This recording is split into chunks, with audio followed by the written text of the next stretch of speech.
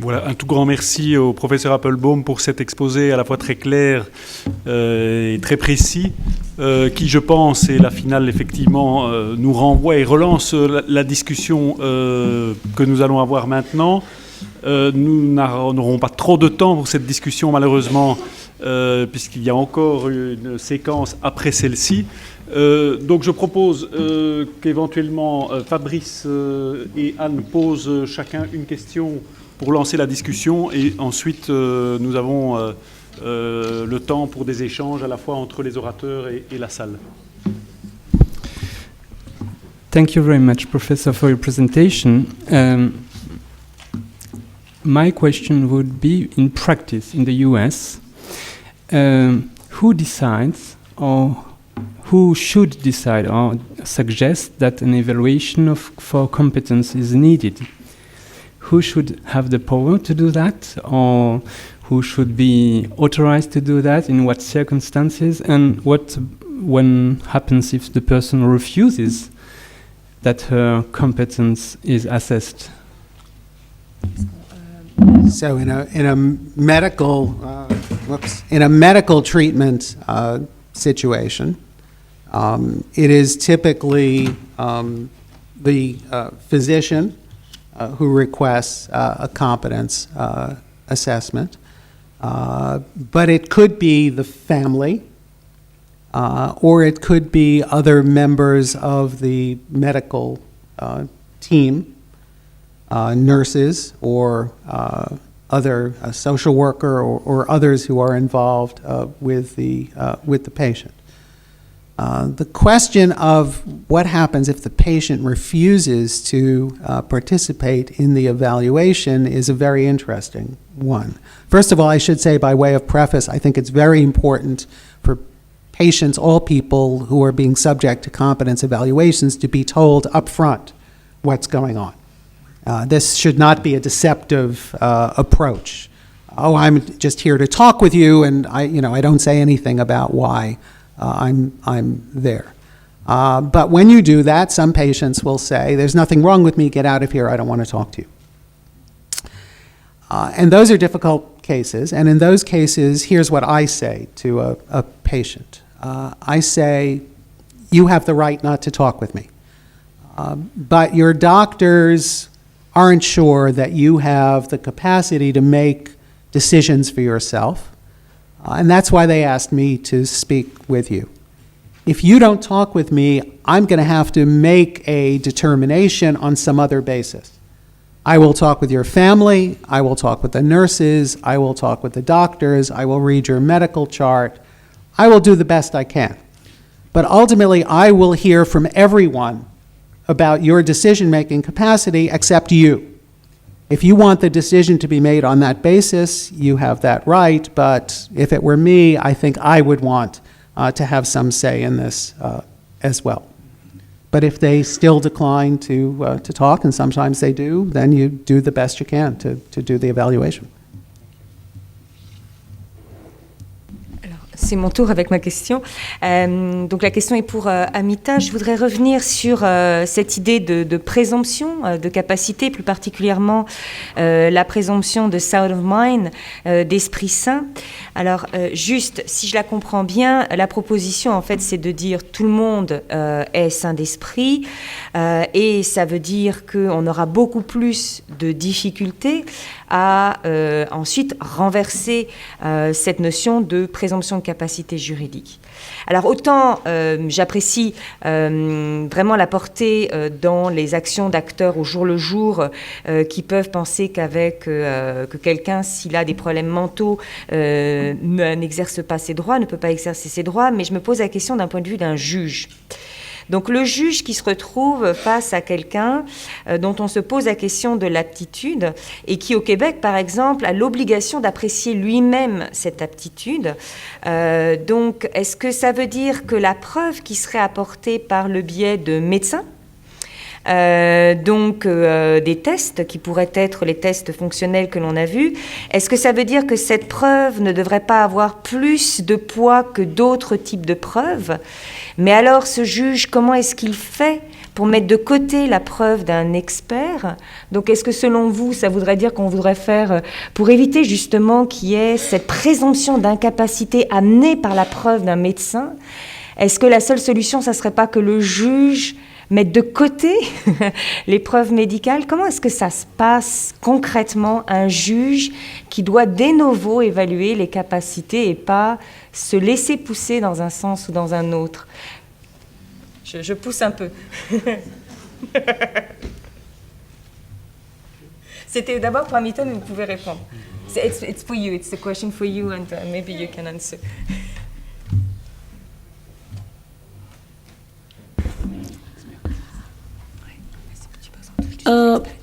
See, the way in which I have at least seen medical evidence being used in the courtroom is that you have these two kinds of scenarios in which testing is asked for.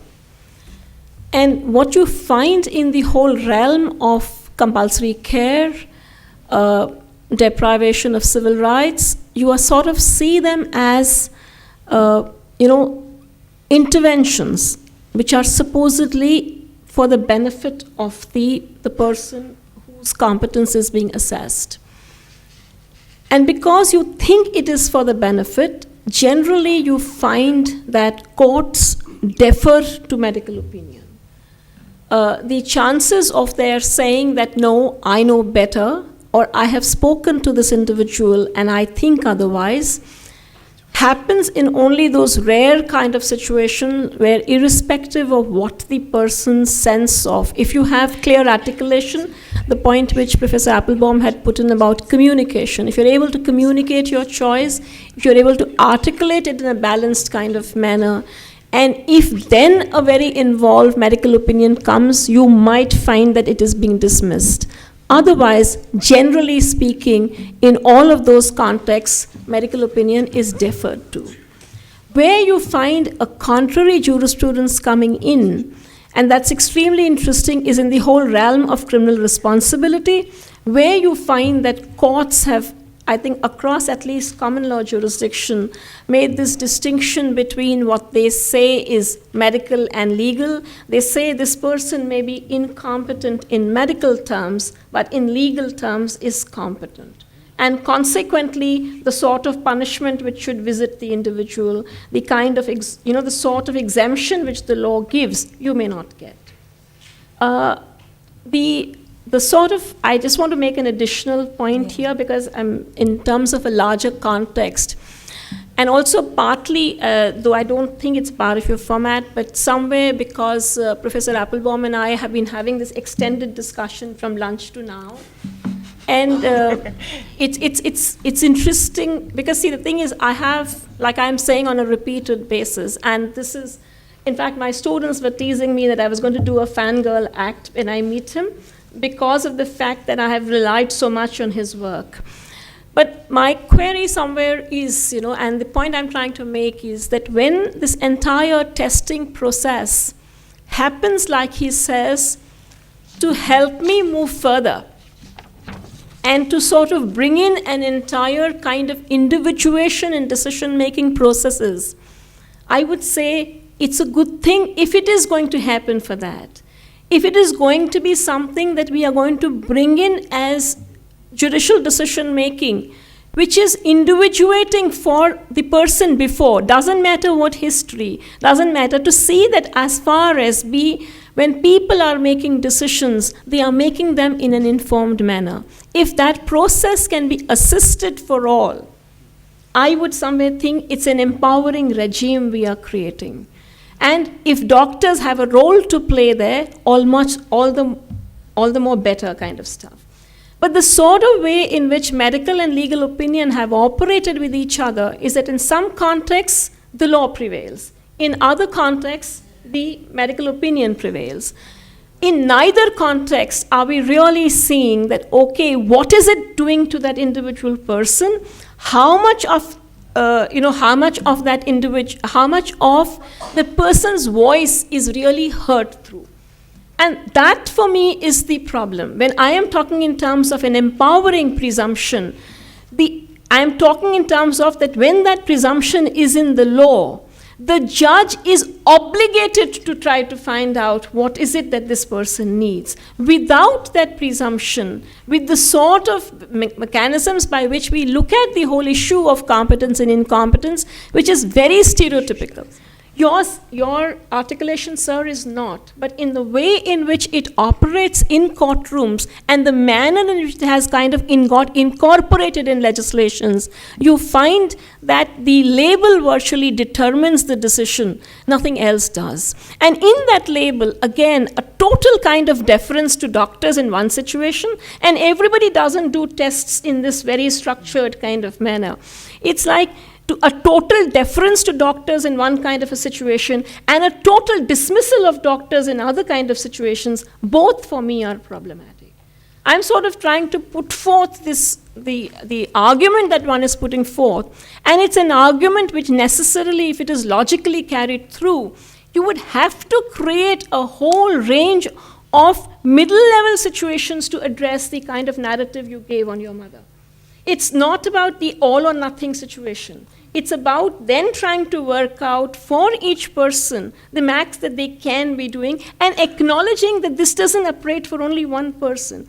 To bring in a way more nuanced standard in law is for me what the challenge that the CRPD has thrown, and not just for people with disabilities, but for all. So I would somewhere say, when I'm saying universal legal capacity and universal support, if it's constructed in that manner, the fact that this support can be customized through the help of tests that Professor Applebaum is talking about is not where I have my difficulty. My difficulty is when they are applied in a discriminatory manner to a set of people and only to them and largely to deprive.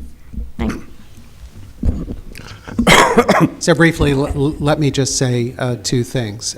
With regard to the description of what actually happens in court, I think that's exactly right. Typically, the medical opinion is deferred to, but there are two, there's one way in which I think the description is incorrect, and that is, at least since it's going to be hard to make global generalizations. I don't think things are the same in every country around the world. So I will speak about the situation in the United States, which is what I know. It is definitely not the case that a diagnostic label leads to an inevitable outcome. The courts have grown much more sophisticated over the last half century, and they are now very much focused on a functional impairment inquiry. That is, does this person, regardless of the label, have the capacity to make this decision or to manage their affairs in general? The other thing I would say, just by way of information, is that most cases of people who are incapable of making medical treatment decisions in the United States now never get to court. They're resolved in the hospital. The majority of our states now have statutes that establish hierarchies of substitute decision makers. So in New York, for example, if I am determined to be incompetent by my treating physician, my physician will turn first to someone I choose if I've made a choice through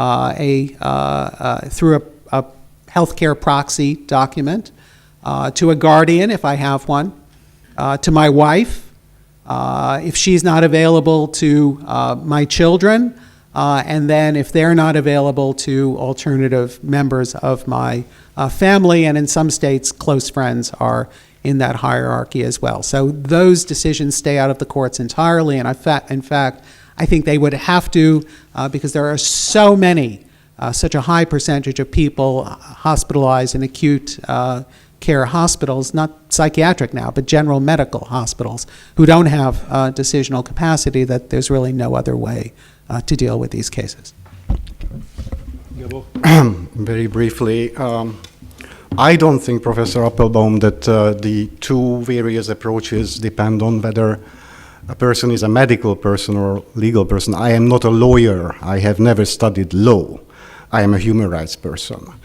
And actually, one of my ideas about next course I would like to teach in Hyderabad is human rights versus law. Very often they are in conflict, and mental health field is one of the examples for that. What I really appreciated in your lecture was the last part, your personal story.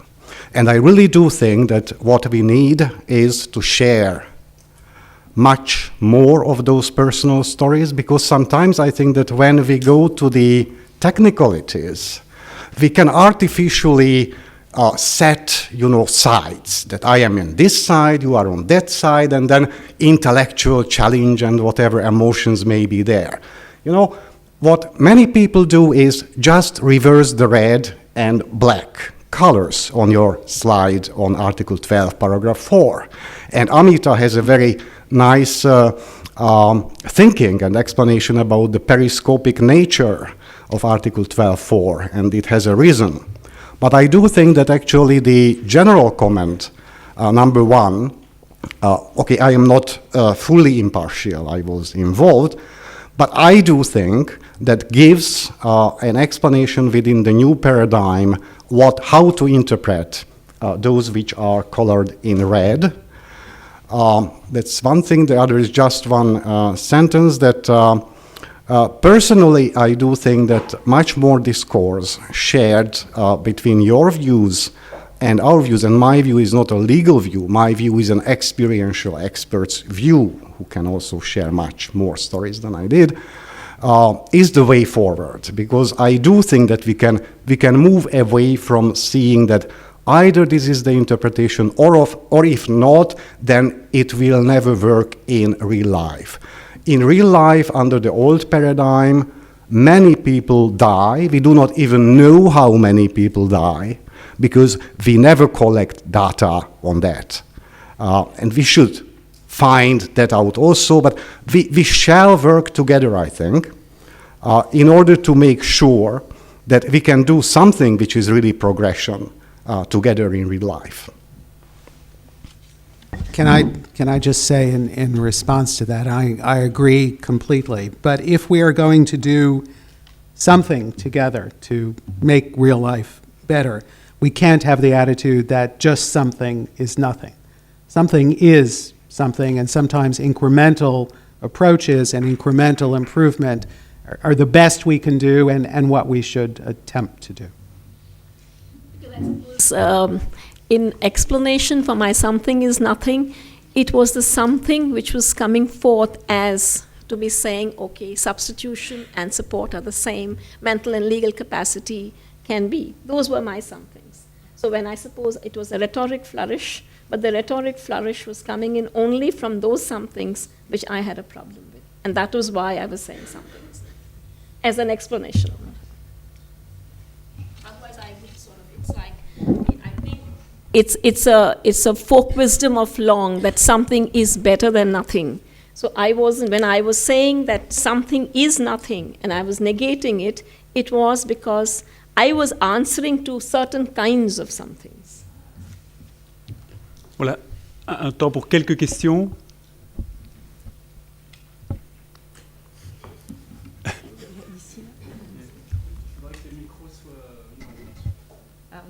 On attend les micros, mais peut-être là il y en a un avec un micro.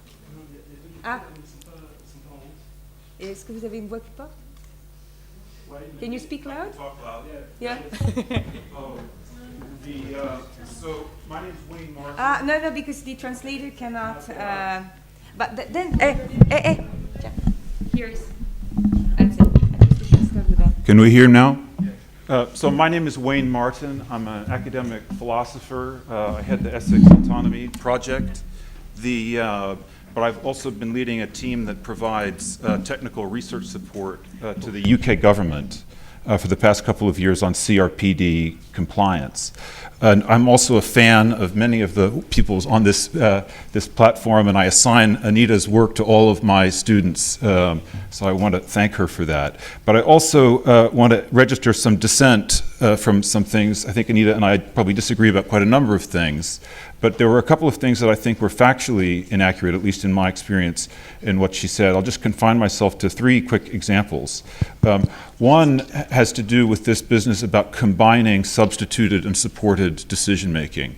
And the claim that Anita advanced was that if we do blur that distinction and try to combine the two together, that states' parties will conclude that nothing needs to be done in order to achieve CRPD compliance.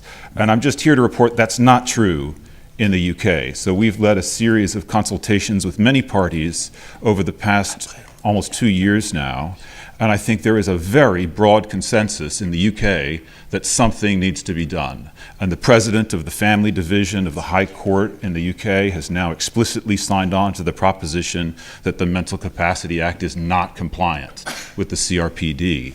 But in those consultations, it's just a tiny minority who share this view that you need to choose between support or substituted. I think there's also a very broad consensus there that one needs support. It's tremendously important, but some degree of substituted decision-making has to be there as a last resort. So maybe I'll stop at that.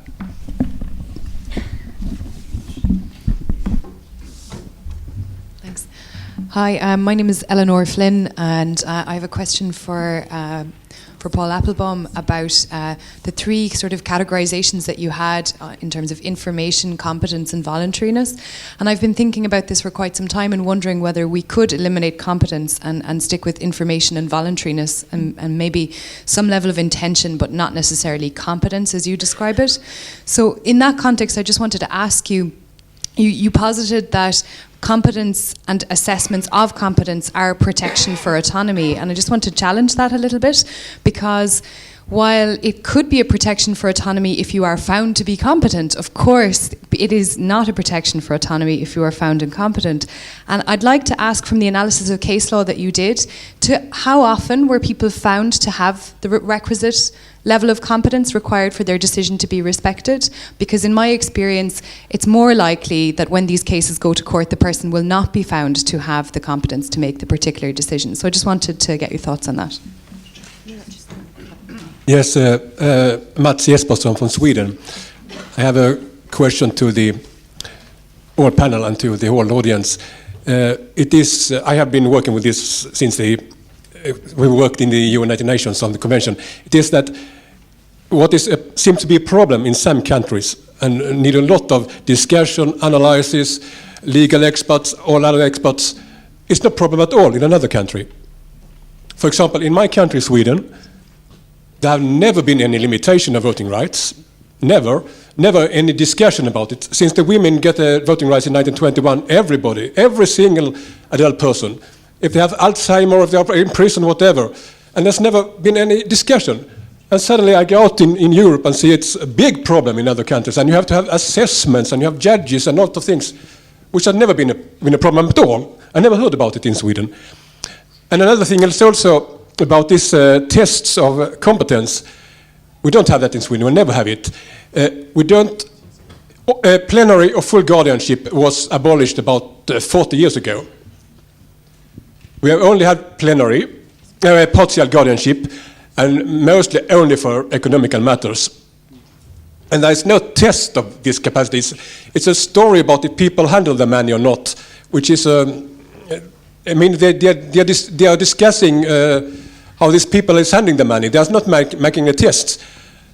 So I'm very surprised that in other countries you have to develop very subtle tests and go to court with them, which we have never had and never had any discussion about.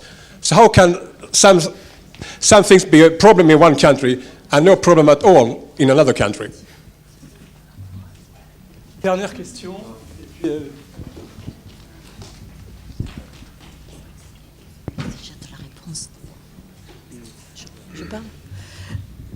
Bonjour, merci pour vos exposés. Je voudrais vous poser une question quelque chose qui existe depuis Platon avec le mythe de la caverne, en ce sens que les illuminés, c'est-à-dire les gens qui ont un quotient intellectuel bien supérieur au reste du monde et qui ont des idées de génie tout simplement, ont tendance à être considérés comme des fous. Alors je suis membre de l'association Mensa et on m'a demandé justement de travailler sur la grande intelligence. Et il semblerait qu'à partir de 145 de QI, qui correspond à 1 pour 1000 de la population, il y ait beaucoup d'erreurs de diagnostic. Alors maintenant, c'est facile à prouver parce que le test de Velcher ou le CATEL aux USA existe, mais n'est jamais considéré. Donc il y a eu Camille Claudel, il y a eu l'affaire Rouy, il y a eu, le livre est sorti par une historienne de la santé, Yannick Ripa, ici à Paris, en 2010. Il y a aussi Aude Fauvel à Lausanne qui parle d'internement abusif. Il y a eu le professeur Jean-Luc Cacamo. Il y a eu une histoire à Nice. J'ai essayé de défendre son cas. Le contrôleur général des lieux de privation de liberté m'en a remercié d'ailleurs. Il y a eu Valérie Dubois, fille d'ambassadeur extrêmement brillante, qui s'est retrouvée à l'hôpital d'Orléans récemment, qui a depuis 5 ans peine à avoir ses enfants. Donc je pense que des fois c'est un délire d'interprétation du psychiatre. Même si je suis médecin, mes confrères, je commets des erreurs, mais en psychiatrie, il est très dur de reconnaître son erreur, sauf que maintenant, le test de la VICE pour les adultes, VICE 4, devrait pouvoir départager. Or, il n'est pas vraiment considéré. Voilà, qu'est-ce que vous en pensez, s'il vous plaît?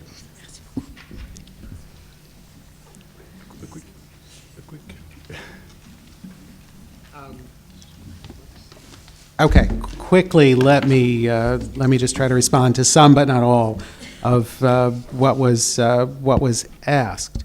With regard to what I think is the key issue of protection of autonomy in the case in which someone is found incompetent, I would actually suggest that on the view of autonomy that I would endorse, which is based on the person having the ability to make meaningful choices that advance their life plans.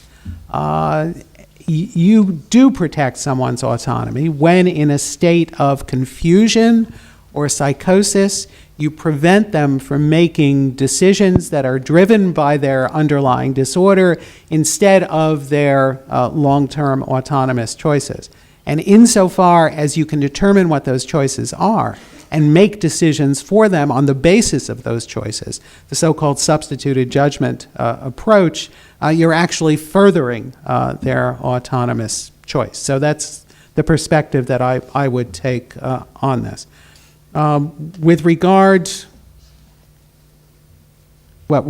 to psychiatric diagnosis, obviously one needs to have some confidence in the accuracy of the diagnosis before one would even think of depriving someone of rights on that basis. I would say that when we're talking about incapacity, because the threshold for being found incapable is quite high, there's rarely a question in my experience as to whether a person is or is not mentally ill.